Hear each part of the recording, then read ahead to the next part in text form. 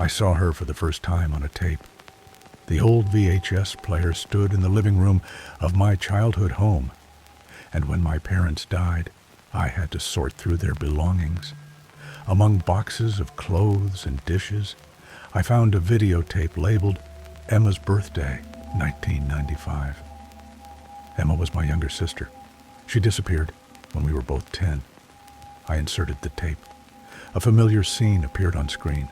The backyard, a set table, colorful balloons, little Emma in a pink dress blowing out candles, parents clapping their hands.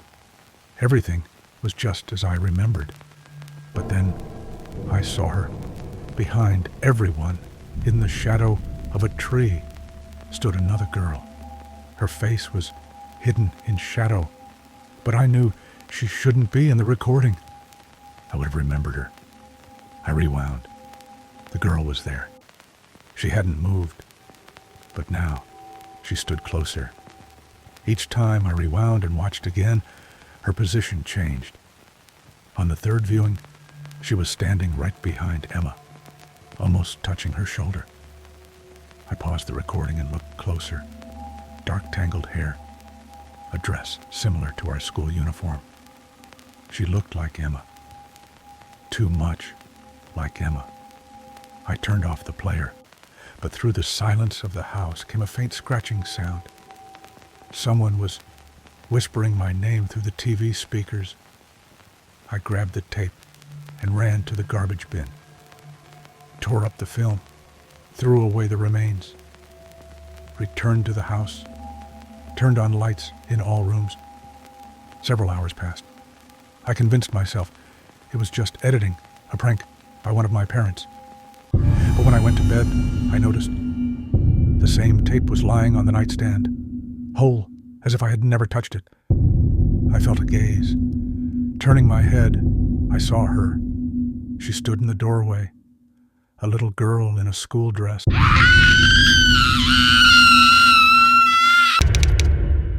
I never believed in the supernatural. Yes, strange things happen, but everything has an explanation. That's what I thought until I moved into an old apartment on the outskirts. The building was dilapidated but cheap, and I didn't need more. After the divorce, I was looking for solitude.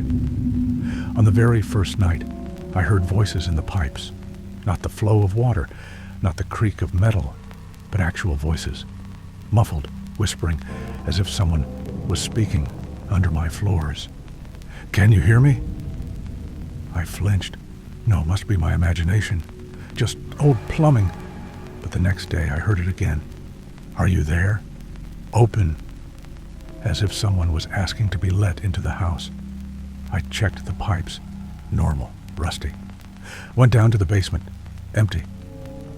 But as soon as I lay down to sleep, the voice returned. "Why aren't you answering?" I froze. It couldn't be a neighbor. The nearest apartment was vacant.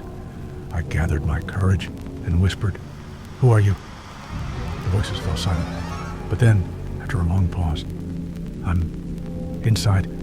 I became truly scared. In the following days, the voice called me every night, first quietly, then more insistently. "Open the floor. Let me out." I started avoiding the bedroom, slept in the living room with the TV at full volume, but the voice didn't disappear. Then I noticed something else in the bathroom. The mirror fogged up by itself, and written on it with a trembling hand was, "Why won't you help?" I ran out of the apartment, but it got worse outside. In the sewer manhole, right under my feet, someone was scratching the metal from inside. I decided to leave, to run away. But when I packed my things, the voice groaned louder than ever. "You won't leave." The bedroom floor trembled. The boards began to bulge as if something was trying to break through. I couldn't take it anymore. I grabbed a crowbar. I had to end this. I hit the floor and immediately heard a hoarse scream.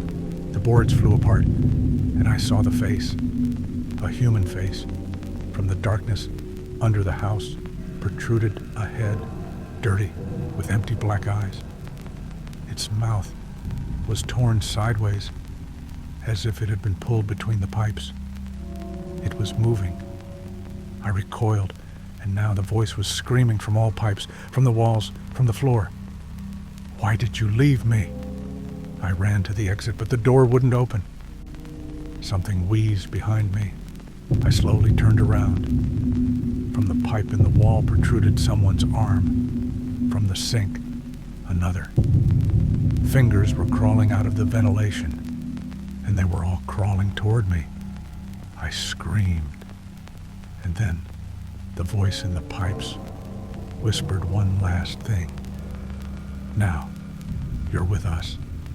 The next day, the apartment was rented to a new tenant. My name is Ben, and I work as a night guard in an old residential complex on the city outskirts. No one has lived here for a long time. The building has been empty for about 10 years. They say it used to be a nice place, but after the fire on the 5th floor, people moved away. Now this building is scheduled for demolition, and I'm supposed to make sure homeless people or teenagers don't break in. But there's one strange thing. Every night, around 3 o'clock, I hear someone talking behind the walls. It's not the wind or an echo. These are real voices. They sound muffled, subdued, as if people are standing right behind the concrete partitions.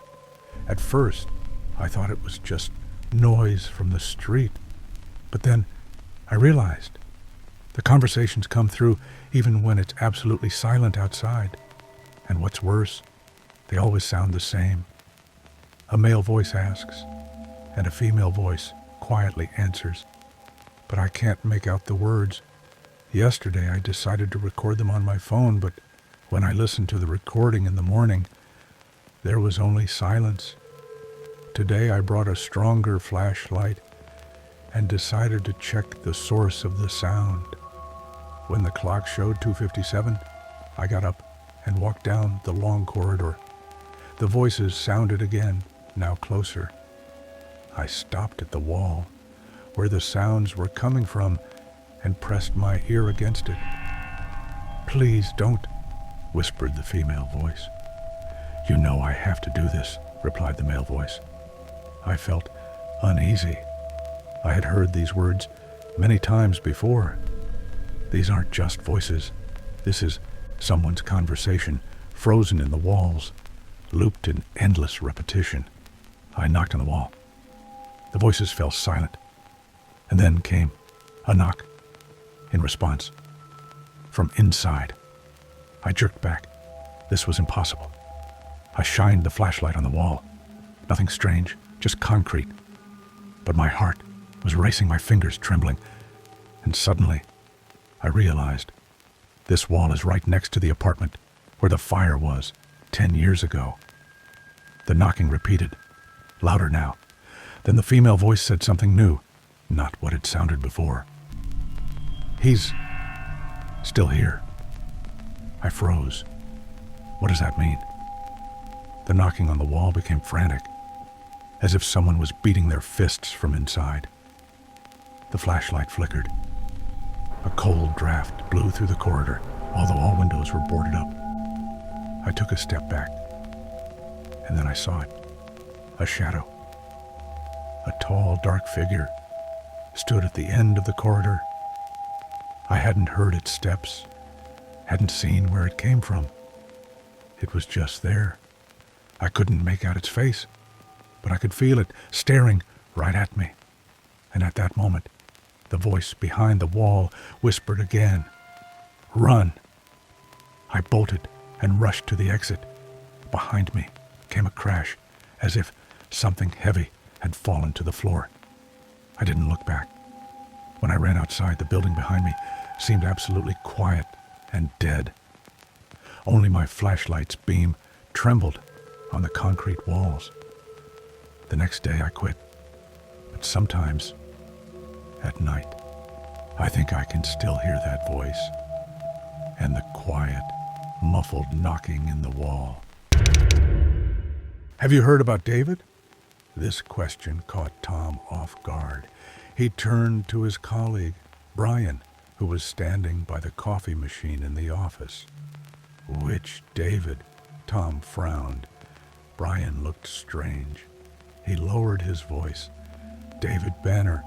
He worked here before you. Disappeared 6 months ago."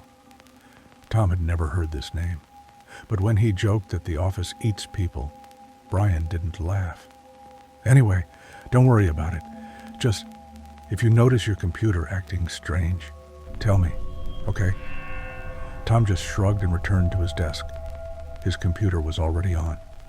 Although he was sure he had turned it off, the cursor was blinking on the screen. David. The name appeared by itself. At first, Tom attributed everything to a glitch, but then he noticed oddities. Files in his folders were changing.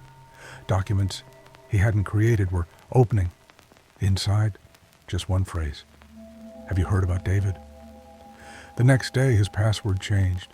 He had to call IT. "Are you sure you didn't change it yourself?" asked the administrator, sounding uncertain. When Tom explained what was happening, silence fell on the line. "Listen, delete everything related to David. Just do it, okay?" But the more Tom tried, the more files appeared. There were too many of them. "Is this some kind of virus?" he muttered to himself. Then a new message appeared on the screen. "This isn't a virus. Have you heard about David?" The monitor went dark. That night, Tom stayed at the office longer than usual. He decided to figure everything out once and for all. Going into the system files, he discovered a folder named David.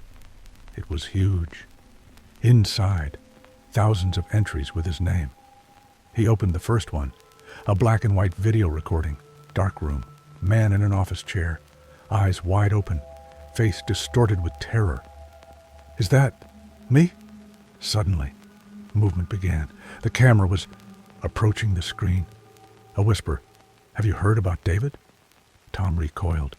The computer hummed. The screen flashed white, illuminating the office. And at that moment, he realized he hadn't been alone all this time. The whisper came, not from the speakers now, right behind his back.